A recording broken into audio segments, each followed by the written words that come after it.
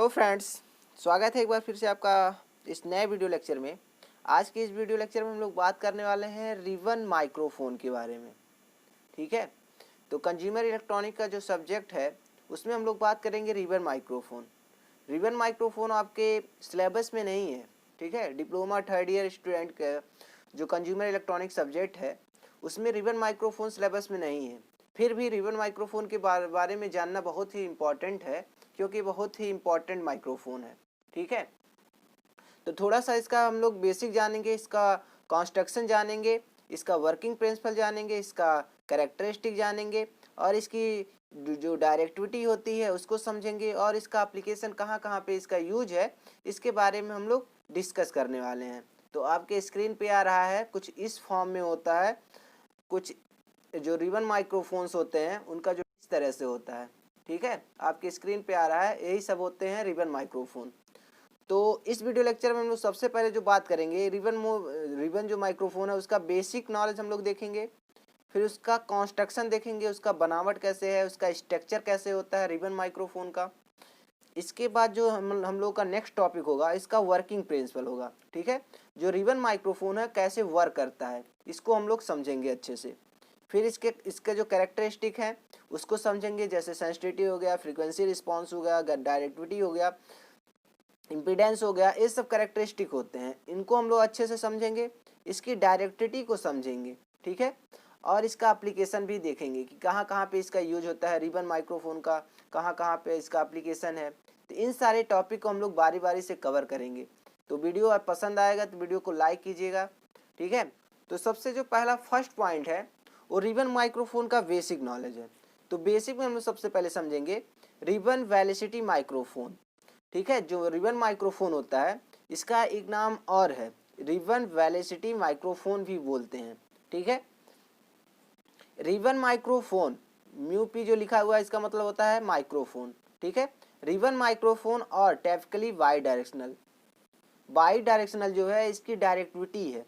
तो जो ribbon microphone होता है वो लगभग बाई डायरेक्शनल होता है। बाई डायरेक्शनल का होने का मतलब है कि दो साइड से अच्छे से साउंड सुनाई देगा। हम लोग जानते हैं कि जो माइक्रोफोन होता है वो क्या करता है, जो हम लोग बोलते हैं जो साउंड सिग्नल होता है उसको इलेक्ट्रिकल सिग्नल में या फिर उसको प्रेशर में चेंज करता है। ठीक है, जो हम लोग जो प्रेशर देते हैं साउंड के रूप में उसको किस में चेंज करता है, इलेक्ट्रिकल फॉर्म में चेंज करता है माइक्रोफोन।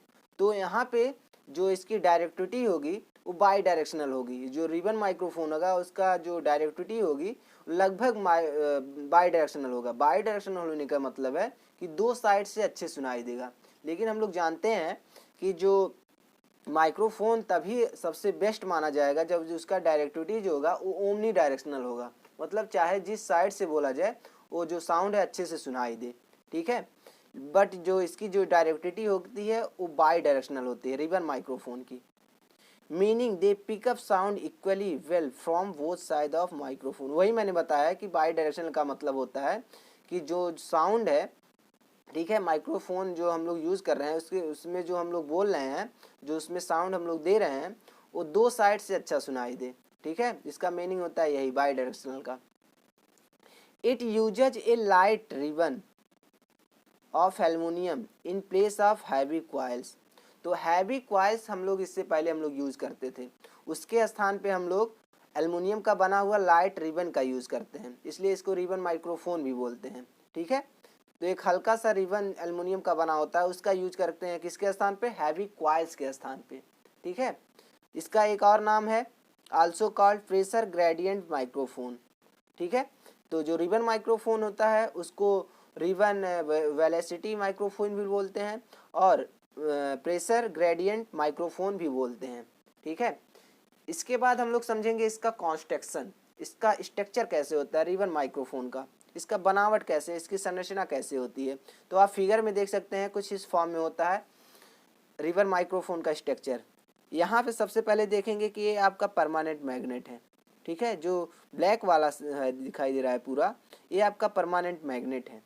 और यहाँ पे ये कुछ इसमें कुछ खांचा है यहाँ पे, इसके बीच में यहाँ पे रखा गया क्या है, रिबन फॉयल जो कि एल्युमिनियम का बना हुआ है। ठीक है, यहाँ पे पहले हम लोग कॉइल यूज करते थे, लेकिन कॉइल को हम लोग हटा के रिबन फॉयल का यूज करें। पट्टी होती है पतली पतली रिबन का, ठीक है, जो कि एल्युमिनियम का बना होता है। तो यहाँ पे इसको रिप्लेस कर देते हैं बीच में रिबन फॉयल जो कि एल्युमिनियम का बना होता है। और यहाँ से हम लोग एक ट्रांसफार्मर कनेक्ट करते हैं दोनों साइड में, ठीक है, यहाँ पे एक ट्रांसफार्मर कनेक्ट करते हैं। इसको क्या बोलते हैं, बुल्ट इन मैचिंग ट्रांसफार्मर, ठीक है। और यहाँ से हम लोग को आउटपुट मिलता है।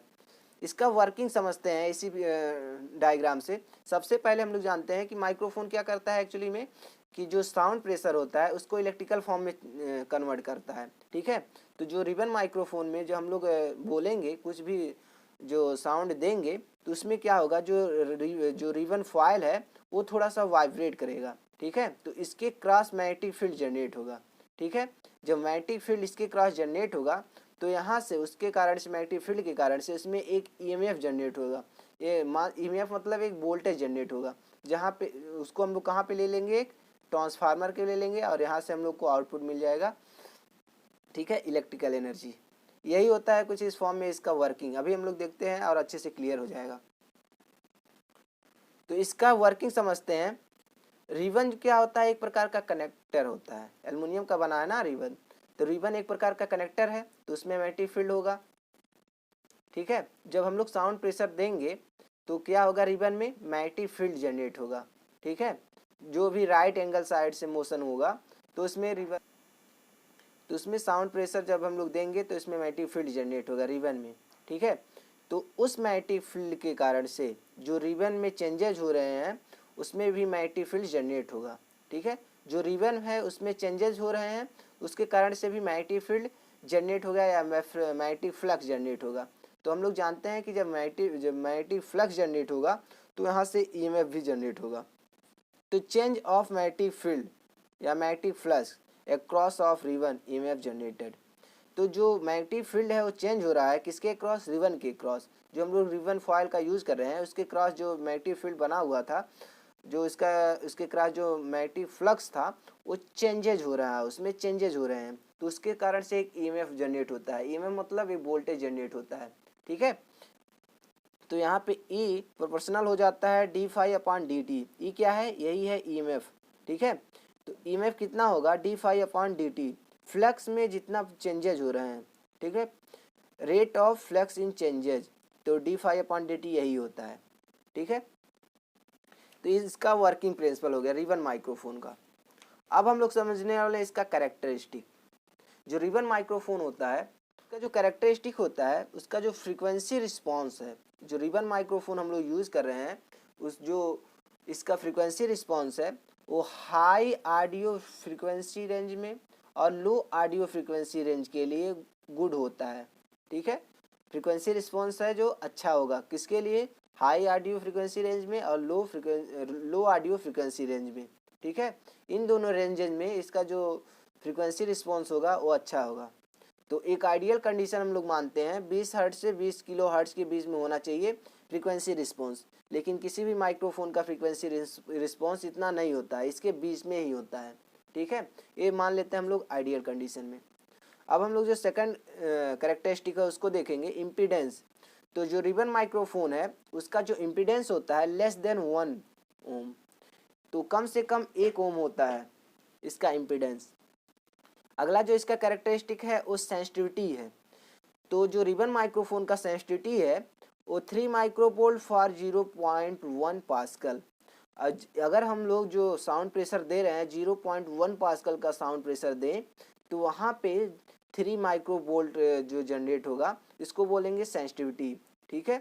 तो इस रिबन माइक्रोफोन का जो सेंसिटिविटी होता है 3 माइक्रोवोल्ट होगा किसके लिए, 0.1 पास्कल साउंड प्रेशर के लिए।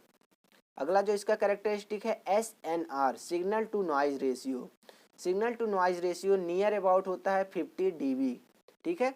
तो जो रिबन माइक्रोफोन होता है इसका जो SNR होता है, सिग्नल टू नॉइज रेशियो होता है, वो 50 dB के आसपास होता है, ठीक है, नियर अबाउट होता है। और इसकी डायरेक्टिविटी मैंने पहले ही बताया है कि इसकी जो डायरेक्टिविटी होती है बाई डायरेक्शनल होता है। बाई डायरेक्शनल का होने का मतलब है कि जब हम लोग इसमें कुछ बोलेंगे, कुछ साउंड प्रेशर देंगे माइक्रोफोन में, रिबन माइक्रोफोन में, तो 2 साइड से अच्छा सुनाई देगा। यही होता है बाई डायरेक्शनल का मतलब। अब हम लोग देखते हैं कि इसका एप्लीकेशन कहाँ पे है। जो रिबन माइक्रोफोन हम लोग यूज़ कर रहे हैं उसका यूज़ कहाँ पे होता है, उसका एप्लीकेशन कहाँ पे है। तो सुटेबल फॉर ड्रामाज, जब हम लोग देखते हैं कि स्टेज पर कई सारे ऐसे ड्रामाज होते हैं वहाँ पे, तो इसके लिए सुटेबल होता है, ठीक है, रिबन माइक्रोफोन। तो दोस्तों इसका एप्लीकेशन और यूजेज बहुत सारे हैं, तो कमेंट में आप लोग बताइएगा कि जो रिबन माइक्रोफोन है उसका यूजेज कहाँ पे और होता है, ठीक है, ड्रामाज के अलावा और कहाँ पे इसका यूजेज है, कहाँ पे इसका एप्लीकेशन है, कमेंट बॉक्स में ज़रूर बताइएगा। तो मिलते हैं नेक्स्ट वीडियो में, तब तक खुश रहिए, मस्त रहिए, पढ़ते रहिए। जय हिंद।